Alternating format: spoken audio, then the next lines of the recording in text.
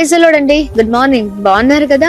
ఉదయకాల సమయంలో 121వ కీర్తనలో 8వ వచనం ద్వారా పరిశుద్ధాత్మ దేవుడు మనందరితో మాట్లాడనై ఉన్నారండి. ఇది మొదలుకొని నిరంతరము నీ రాకపోకలందు యెహోవా నిన్ను కాపాడును. Praise the lord.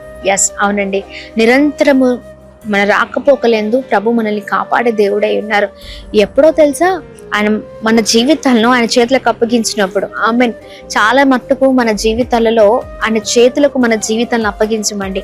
సొంత నిర్ణయాలు, సొంత ఆలోచనలు, మన జీవితాలు మనకు నచ్చినట్లుగానే ఉండాలి. అదే జీవితం అనుకుని ప్రయాణాన్ని ప్రారంభిస్తూ ఉంటాం. మధ్యలో చాలా భయంకరమైన పరిస్థితులను ఎదుర్కొంటూ ఉంటాం.